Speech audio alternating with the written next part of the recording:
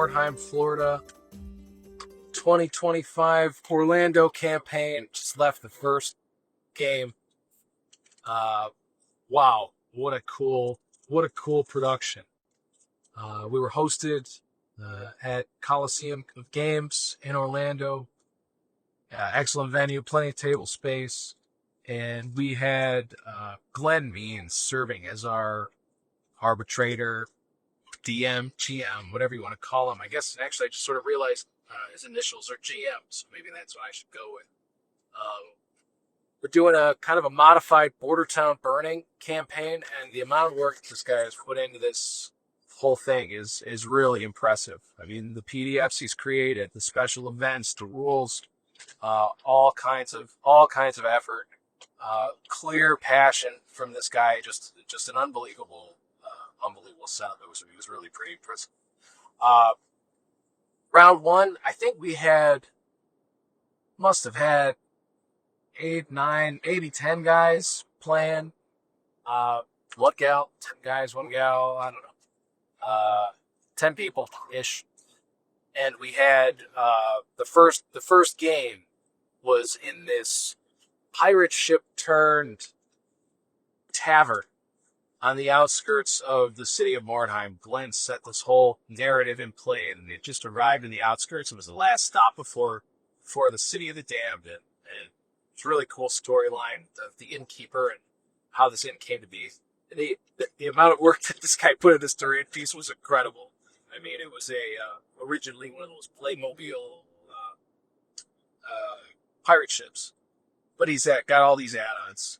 It looked like a lot of it was 3D printed, and he painted the thing top to bottom. Really, really awesome. All these different accessible rooms, multiple levels. At the very top, there was a bridge, and a whole bunch of battling went on up there. It was really cool. And he had us, each player brought their leader and one randomly chosen hero. And we were placed on this ship based on what we decided our warband was going to do when we showed up at the town. Glenn had this list of, I think it was like 11-ish options or something along those lines. And we chose what we wanted to do. The first thing you get to the end, you do. One of the options was buy a round of beers for the boys. One was relieve yourself. One was take a nap. I chose enjoy a meal because I'm rocking the undead classic one-day undead warband. And my vampire just needs to eat. She gets off a long trip. It's the first thing she wants to do. She wants to pull up to a table in an inn, convince some sucker to come upstairs with her, rip his head up. It's her favorite. It's her favorite thing.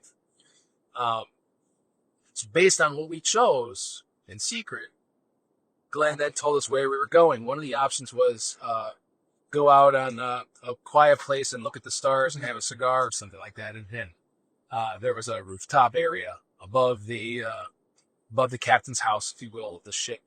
And so a few war bands were set up there, and some were set up down in the hall. My leader ended up setting up at a table on the main deck, so I was kind of in the middle of everybody, and I was facing the kitchen. There were two Sisters of Sigmar warband members in the kitchen,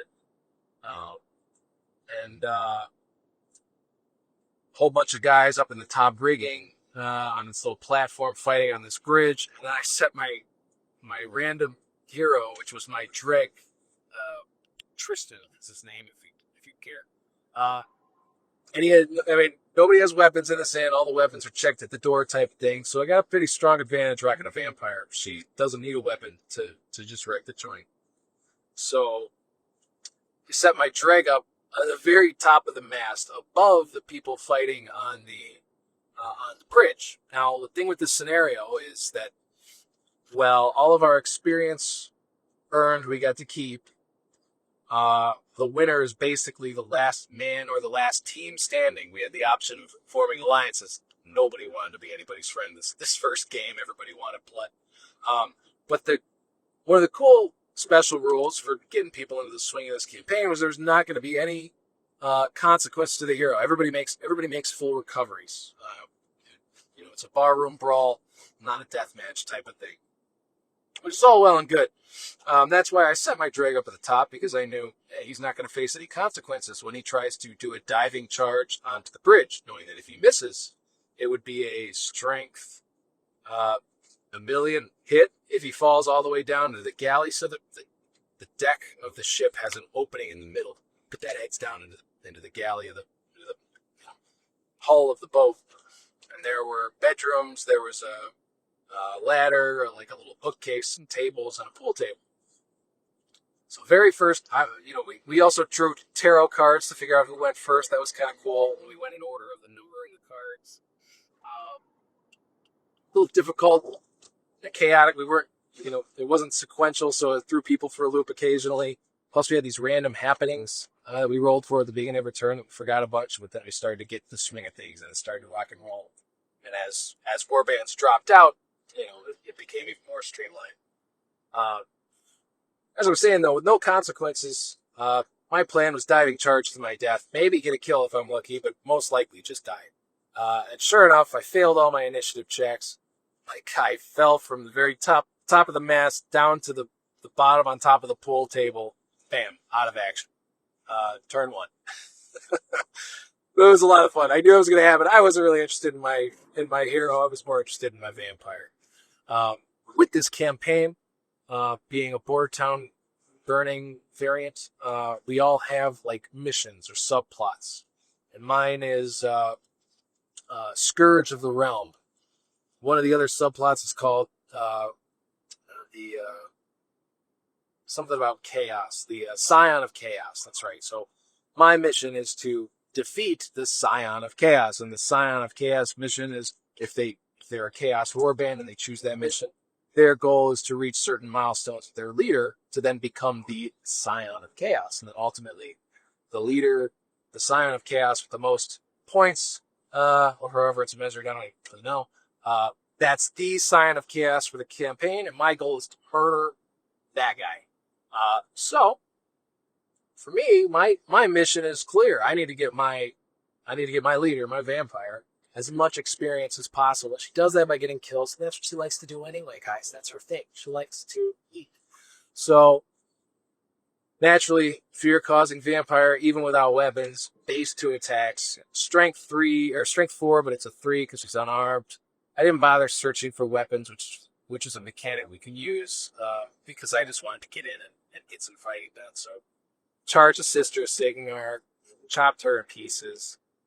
Next round, I chopped the Sister Sigmar leader into pieces, which could have gone either way. I mean, she was a magic user, and she had the hammer of Sigmar, which is pretty dangerous for undead, from what I can remember. But you have to be able to live long enough to hit her, and she did not. So Vivian ate them too. Meanwhile, in the upper deck, the Stargazers were really just shooting a lot of fireballs. One of the guys warband rolled the random happenings, and he kept getting it, and he kept rolling, getting drunk. So his leader just kept getting drunker and drunker. And sure enough, after I think turn 3, they both died. Or both went out of action. So there's a Chaos Dwarf player up there who then just had free reign, just lob fireballs at people. So while the Chaos guys were fighting up on the bridge at the top of the ship, the Dwarf was just shooting fireballs everywhere, taking people out, making them fall to their death. It was awesome. The bottom of the inn, the orc player started the latrine, so she grabbed she searched for weapons, found one, and so it was the toilet seat. So she took the toilet seat out of the latrine, came into the inn, and there was an ogre bodyguard that showed up as a random happening. Fought tooth and nail, had a good crump, as she said, but ultimately they had the orcs had to hightail it. They got beaten up. And then there were like 4 or 5 different warbands in the hull, all in combat in the middle of the opening. And so naturally, once I dispatched the Sigmarites, I figured, well, Vivian's probably going to want to just diving charge right in the middle of them. That's what she did. So she did a diving charge, rolled a 1 in the initiative check. So we said she basically just floated down into the middle, and she got the nickname henceforth Mary Poppins.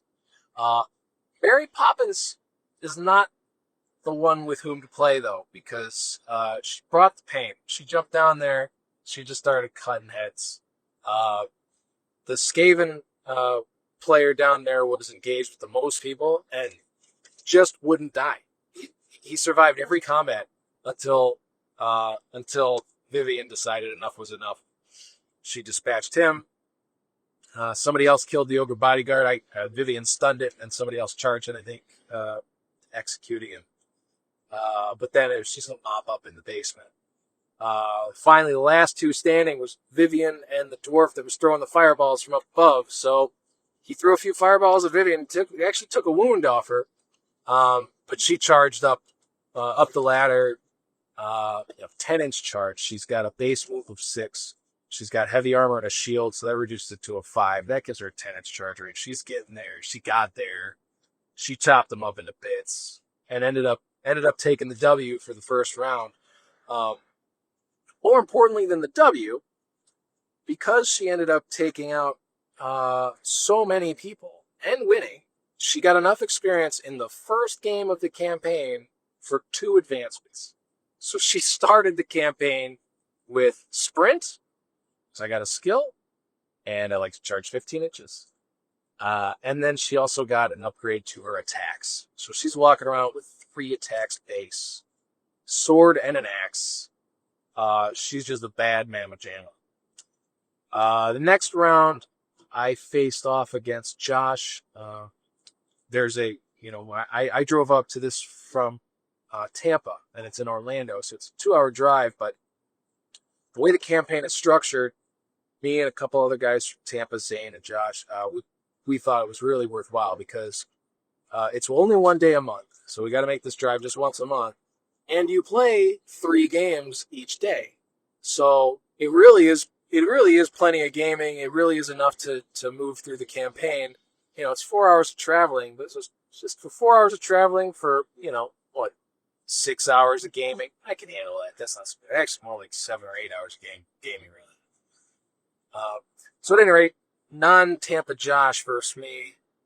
He was rocking Reichlanders, and we fought on this board. The boards that these guys put together, and are beautiful. They're all incredible. Glen has a couple of handmade boards that are just awesome. One of them, when we played on the second game, had a giant Coliseum, and so I wanted to get around the Coliseum or through it. I wanted to get there quickly, while in cover.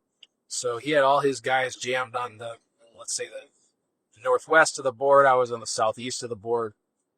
It was Weirdstone Hunt. We only got 2 shards of Weirdstone on the board, so that was kind of disappointing. But we do what we can with what we got, right? So, I charge up. I grab my Weirdstone, obviously on Vivian. She's priority number 1 for this campaign. And frankly, any undead warband playing in any campaign under any rule set, she's a beefcake. So you want to get them as beefy as possible. They're going to just run train on every other warband they face once they get going.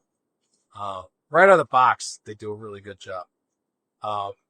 So sure enough, my guys kind of scooch around and through the Coliseum, and Fort Josh just had no lines of sight.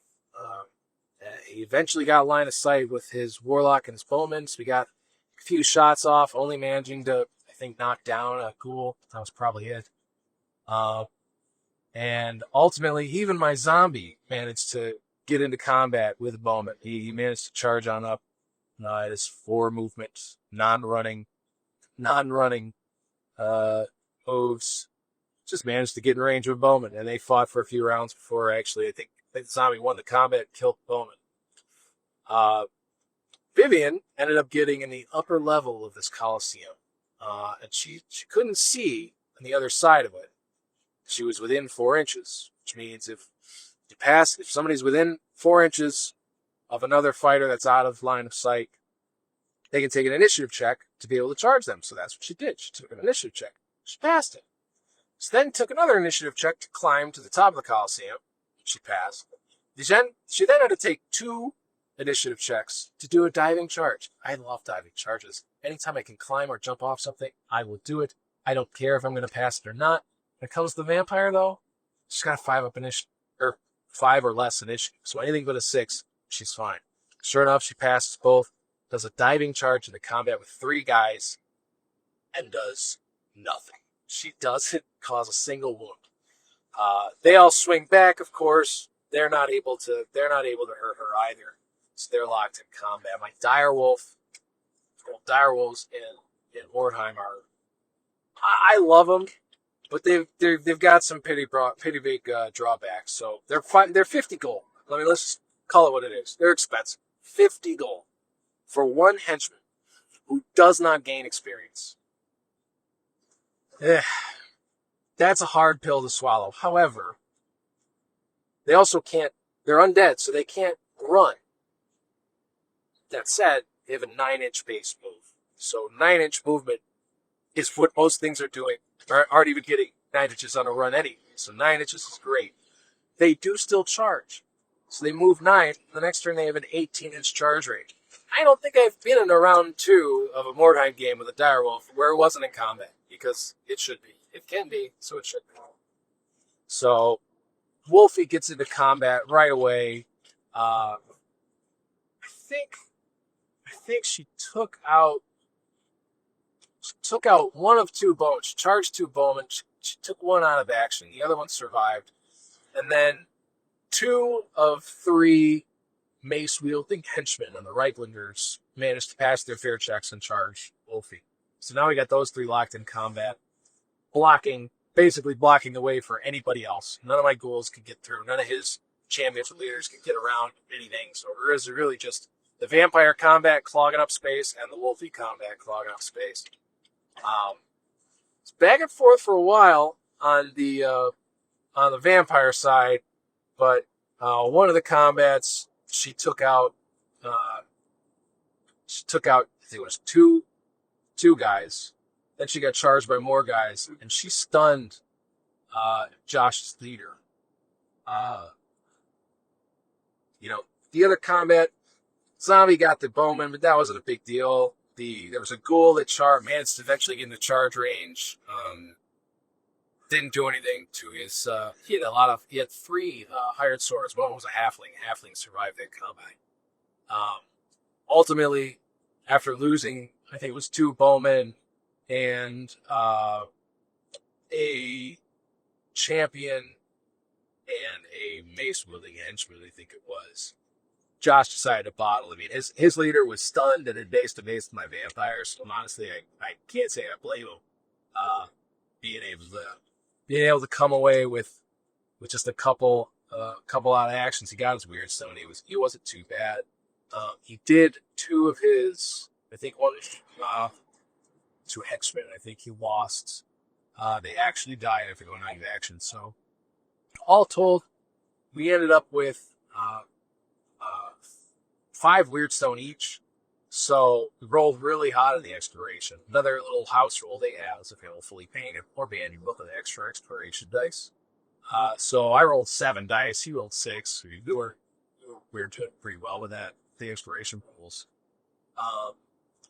So he told me he got a net gain of like 5 gold. He replaced the dead guys. He got a net gain of 5 gold all in, which, no injuries or anything like that. So that could have gone much worse for him. He had quite a few out of action. Could have been bad. In the meantime, Vivian got another advancement because she just was taking heads. Ended up rolling leadership, which, leadership's important, but she's already got an 8, so now she's up to a 9. I really love getting an unholy relic on a vampire. So that was my first trading post pickup because ultimately people are going to start buying garlic. Garlic is cheap, and it's a leadership test. And way back in a campaign I played in like a year or so ago, there was one particular game where everybody was fighting in a building. There were like 12 people in this one building, and the entire game, my vampire stayed outside the building because she kept failing the leadership checks. On an 8 or less, she just 2d6, she kept failing. It was insane. So from that point forward, I always try to get one of the first pickups as Unholy Relic, which allows you to reroll, or actually allows you to automatically pass the first leadership test you're required to take. That includes route tests. So, she's looking real strong with that. 9 leadership not great, not a great advancement to take, but ultimately I need experience. That will gain me campaign points as I hit certain experience thresholds. So I got a campaign point for hitting 30 experience, for example. Now I think I'm at like 33 or 34. I think I get another one when I'm at 35 or 40. I think it goes by fives or tens. So went well. I got her equipped with a sword, so now she's got a sword and an axe plus her, backup dagger, I guess. She is real violent. Also, the the boon that she got from reaching that 30 experience goal was that she now hates all leaders of Chaos warbands, all potential scions of Chaos. So the only Chaos Marauder warband in this campaign is Ruben. Really would have liked for there to be more than one, because the more I get to play them, the more points I can get. So that's gonna be a little bit tough. But anytime I can play him, I'm gonna try to. But there are also rules for how you can select your opponent too. So I won't be able to very often, I don't think. But I'm gonna try. But anyway, the boon was I now hate the leader. So game 3 for the day, I was facing Ruben. Whenever any Scourge of the Realm objective-oriented warband faces off against a Scion's Chaos warband, they roll d6. On a 4 or a 5, the leader of that warband has Frenzy for that game. Frenzy doubles your base attacks. You know if you recall or not, but my vampire increased her base attacks by 1 to 3. So with Frenzy, she has a base 3 attacks. That goes to 6 attacks. She has a second weapon, so that makes it 7 attacks. She also hates the leader of the Chaos Warband, which means she re-rolls missed attacks on the charge. So if I get to charge as leader, I'm rolling up with 7 attacks, re-rolling all misses, and I don't know how anything survives that. In fact, vampires have a special that they're immune to psychology, and I wanted to talk to Glen about it because I kind of thought, in the psychology section of the rule book, it includes stupidity, hatred, frenzy, and fear. So my thought was, if you're immune to psychology, then you're immune to all 4 of those effects. Glen, being the GM, it's his rule, so what he says goes. His decision was that it's only bad effects that are not counted. So if you have frenzy, that's not a bad thing. So you do get frenzy. Additionally, one of his other points was that it's a boon for the Scourge of the Realm objectives, and undead warbands are that's one of their common objectives that they're allowed to take, and it wouldn't seem to make sense if there's all these opportunities for the vampire, the leader, to get these boons that she can't actually benefit from. That was his decision. I was nervous about it. I felt like, okay, well, if I charge as leader, I'm going to feel bad because I'm going to roll 7 attacks and re-roll misses, and it's just not going to survive that. He said, well, be gentle. He said, I was like, well, I'm only going to do the one thing I do. So, game 3, we set up. It's a really complicated scenario. It's a scenario where we're trying to get information.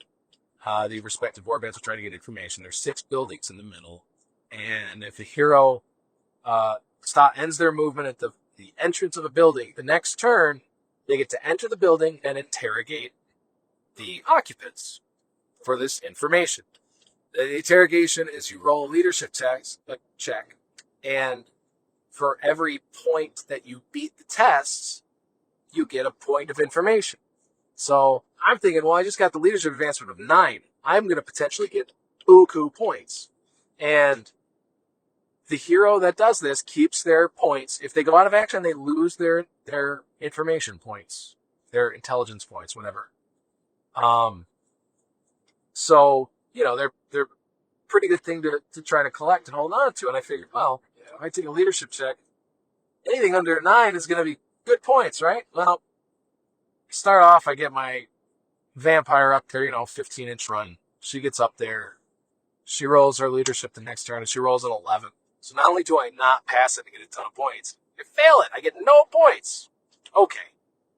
Once a building has been interrogated, though, you can take a strength test the next turn. You can only do one interrogation for this other action per turn, and each house can only be subject to one interrogation and one torture. So if interrogating doesn't work, you take a strength test, and for every point you beat the strength test, you get a point of information. If you cause fear, you have an additional point earned if you pass your test. So if you beat your strength test by 1, you get 2 information points. Because both my vampire and my necromancer failed their interrogation checks, and because Ruben, the chaos player, because he already had, I think he had like 6 or 8 information points. He got to his buildings and he passed all of his checks, both turn 1 and turn 2. So he had a ton of points already, and they had like 6 or 7 points by turn 2.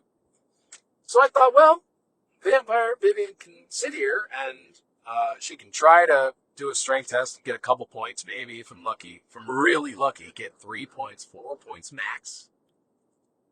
Or she can start to fight. She can start to hunt down this scion of chaos. Or, well, not a scion yet. Maybe a scion. I don't know. His leader. So I position her outside of the entrance of the building. I forgo the torture step. I say, forget it. It's not worth it. She moves into an angle where she can see his leader. She's got a 15-inch charge, so if he stays there, he's getting charged. There's some fighting on the sidelines. Ruben ran a dog, really sneaky dog, up the side of the board, right on the table edge. I managed to get up close and personal. I charged it with my direwolf and a drag. They went toe-to-toe for a couple rounds, I think, and then we ultimately killed his dog. And he charged with another guy. I believe I took that guy out of action as well. My direwolf got both kills. Again, a henchman that can't gain experience got both the kills. And my necromancer really couldn't do anything. He got a bow last game, but no shots, so he just kind of stood around. He had another dog in a building that I had done the interrogation for. I skipped the strength test again because I figured it's better to just try to move my necromancer somewhere with an opportunity to get a shot off, maybe, than even try for points. But that dog got eaten up by a single ghoul. So that was nice. There are random happenings in all of these games, by the way. So at the start of everybody's turn, you roll a d6, and a roll of a 1, it's a random happening. Turn 2 for me, I roll a random happening. It's a d66 chart. And I summoned the god of blood. Here's the commotion of the fighting, and I opened up a portal which summoned a bloodletter demon. Now, this bloodletter shows up on a random table edge. I get to place it. So I'm really excited, because if it shows up on his table edge or any of the flanking table edges, I can put this bloodletter like danger certain to his warband. Unfortunately, the random table edge that it came to was my own. So I had just moved forward, turn 1, turn 2, bloodletter appears behind me. I have the Marauders of Chaos in front of me. So I'm in a kind of a pickle. So I put the bloodletter as far back as I can, knowing that it'll just run forward to try to get into combat. It ran forward, then my turn began. I charged it with a zombie, brains, and two ghouls. And I thought, okay, the bloodletter has a 4-up invulnerable save. That's bad. It also crits on a 4+ instead of a 6. That is bad. So I figured, I don't really want to risk any heroes. I should be able to take it out with these 3 models. I mean, the ghouls have 2 attacks. I'm throwing 5 attacks at this thing. I managed to knock it down. So they go, okay, well, that's not too terrible. Next turn, it stands up. goes last, but I can't do anything to it. All my attacks whiff. Bloodletter strikes back, misses is when you stand up. Not only do you go last, but you only hit on a 6. Bloodletter misses. Turn 3. Bloodletter does a little bit of work. Starts knocking guys down. Randomized targets. I got really lucky that it didn't kill anybody until late in the game. It actually managed to take the zombie out of action. But then it disappeared. It was only around for 4 rounds. It's a D6 number of turns. Lasted 4 rounds, and then it vanished. So not only did it do work, but I didn't even get the experience for knocking it out, unfortunately, because I didn't kill it. While I'm messing with this bloodletter, though, these marauders are starting to surround me. They jump a ghoul, they kill that ghoul. They manage to get all up in my grill on one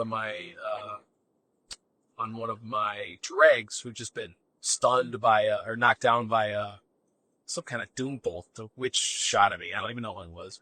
It wasn't great. Took that drag out. And then it was finally time for Vivian to charge. Now, when I moved her into the open to be able to get line of sight to his leader, he did what every good Chaos Marauder would do, which is ran like a pig. He ran his leader into the building and took shelter. He also moved one of his champions in the building. One of his champions was not able to get all the way in the building, so I figured, okay, I'm going to go destroy that champion. Sure enough, I charge him. I throw 7 attacks down. Now, it's not his leader, so not rerolling misses, but I figure 7 attacks from a vampire. I'm hitting on 3s. I hit 2 out of 7. Say, okay, well, that's not great, but 2 hits, strength 4, toughness 3. Snake eyes. That whiff on both wounds. His guy tries to strike me back, fails. Whatever. Next turn, Ruben's turn. He pulls his other hero out from the building. He has to pass an initiative check to be able to charge me because he can't see it. He has no line of sight. He passes the initiative check because, for some reason, Chaos Marauders from our humans have initiative of 5, which crazy. So he charges. He hits with crit. He rolls a 5 on the crit chart with a sword, which ignores my armor save, which is bad because they have heavy armor to shield. It also causes 2 wounds instead of 1, which is bad because I have 2 wounds. And it's +2 to the injury roll. Sure enough, he rolls a 5, I think, 4 or 5. Whatever it was, with the +2 to the injury roll, it was sufficient to take Vivian out of action. That is not what I was expecting to happen at all. I couldn't believe it. My rolling 7 attacks, rolling 2 hits, and then rolling snake eyes, that completely turned the tide of the game. I wasn't doing poorly until that. At that point, I had now lost my leader and 4 henchmen. I'm sorry. 2, my leader, a hero, and 3 henchmen. So I had to take a bottle check. Unfortunately, my unholy relic was on my leader, which means I didn't automatically pass it, which means I rolled against my necromancer's leadership, and I failed. So I bottled. It was just an abysmal game of rolling. The last round of rolling was really terrible. Luckily, I got all of my luck back for the injuries, the injuries portion of the post game, because everybody survived. Vivian was unhurt. Everybody was okay except for my dreg, who ended up with a leg wound. So now he's got a movement of 3, which that sucks. But ultimately, dregs are chaff. A lot of people play that their heroes are, their most important babies. And rightfully so, because you get that extra die for exploration, which could be critical, right? I mean, you can't shake a stick at that. But they're only, the trades are like 20, well, they're cheap. They got dagger and mace. He fully kitted out. They're 23 gold. Okay, I can handle that loss. It's not too big a deal. Um, and he survived. You know, he got a leg wound, but whatever. He'll be fine. I got decent rolling on my exploration. I've got a decent amount of gold. I'm not certain what to do with it yet, but I think about it a little bit. I think I want to save it up.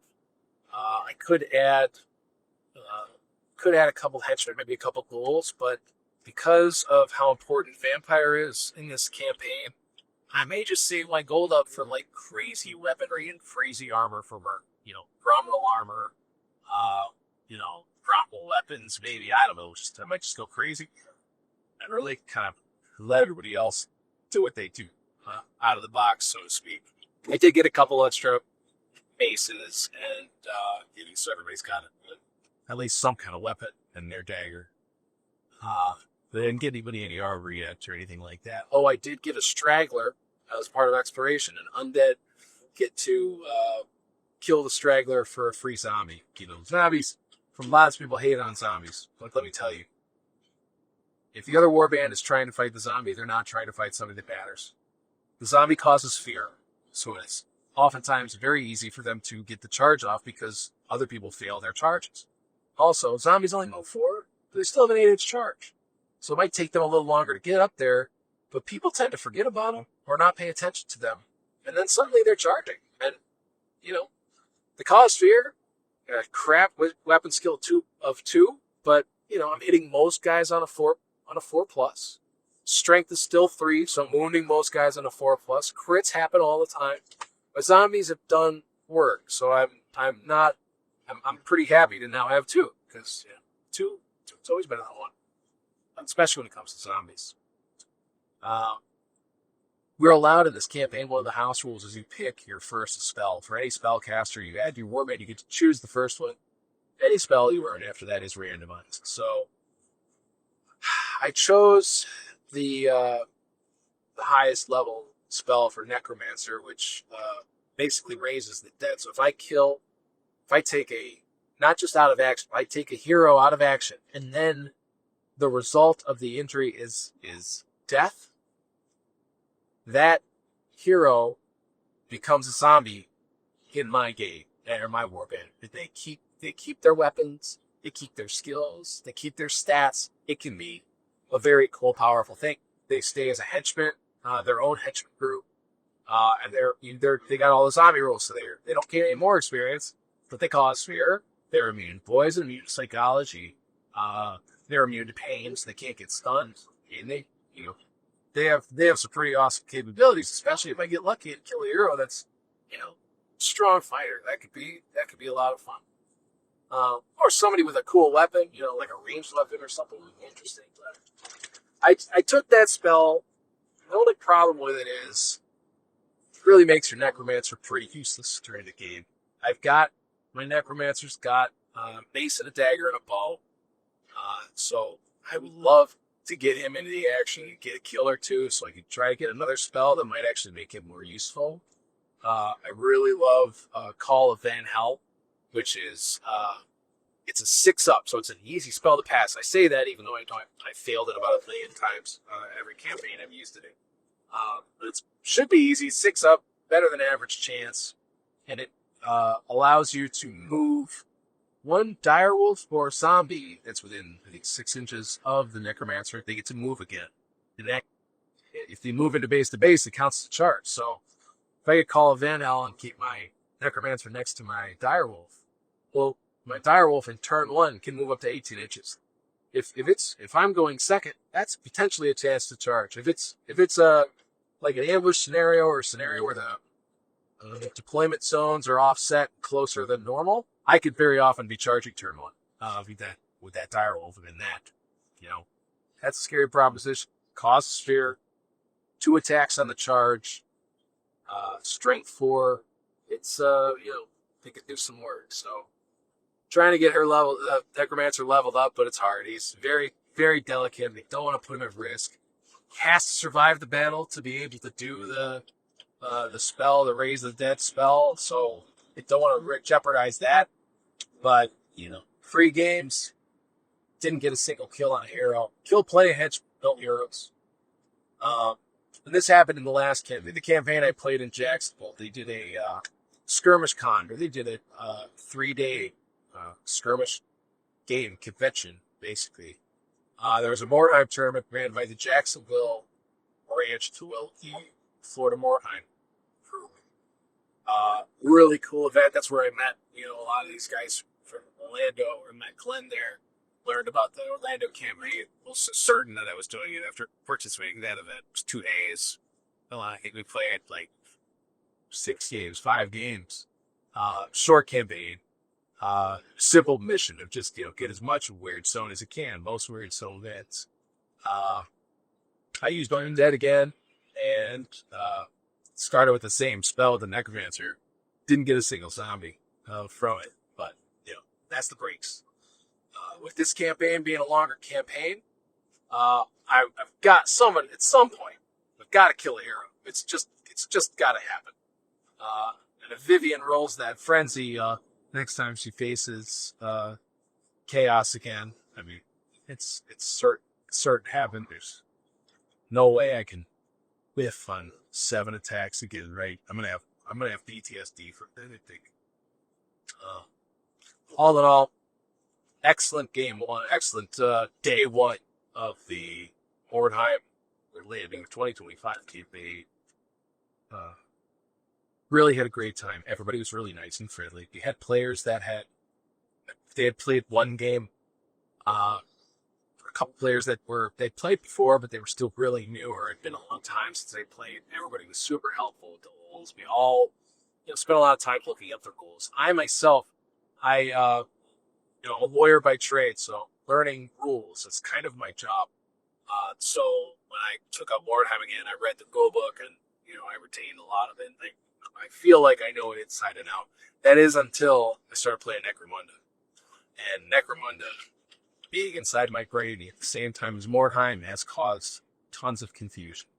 And we just played Necromunda game Wednesday, today's Saturday, so it's fresh in my mind. I'm sitting here thinking about reaction attacks, thinking I stand up when I get charged. All these Necromunda rules kept creeping into my brain and really throwing me for a loop. But like I said, everybody understands these games are complicated. Mistakes get made. We all work together to kind of try to figure out, make sure we do things right. You correct stuff. There's one point where Ruben forgot to move a guy. I told him you could move it. You could charge even if you want. He rolled the d6 to decide whether he could or not. I'd have been fine with him doing it.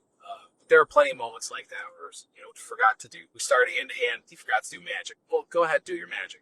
That happened with Josh. I'm not gonna be that guy. We're learning together. We're forgetful. It happens. It's Mordheim. It's not serious.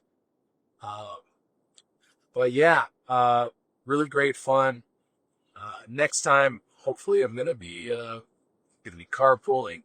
We're supposed to drive together, but Zane was planning to go a day early. Then he ended up not going early. Josh blew it some kind of thing going on at home, so you getting actually turn around to the walls. Good thing you were driving together. So he missed the first round. I think Zane and I should be able to get him caught up. And then back at Tampa, probably use our original war bands or something. They can not count for us, we'll count for him or something like that. I figure out. Ask Glen, what do you want us to do or suggest? That'll be the only difficult thing is for makeup games. If you miss a game day for the campaign, you can play 3 games in a day. So if you miss a day, you got a decent amount to make up. Granted, you have a month to do it, but we are in Tampa. 3 of us are in Tampa. So we're really going to be able to make up games with each other. Unless we come up with some idea. Or maybe show up early to another campaign day in Orlando and get a game. And I don't know. Figure that out when it eventually ultimately happens. We'll have for Josh already, so we'll have to deal with that. All in all, great time, great event, great group of people. Some phenomenal paid jobs out there.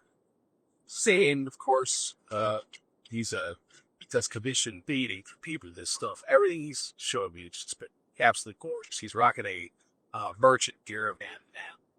God, the wagon that he built, the details that are painted on this thing are just stunning. So many little tiny details and nuances here and there that just look really great. Really excellent paint. His whole war band, he's got the Argent Caravan has a lot of colorful characters in it. He uses a lot of vibrant colors in its painting. So really just excellent stuff. Um, there's a lady there, Lily, playing the Orc Mob classic war band, and she had all of her models were the classic sculpts.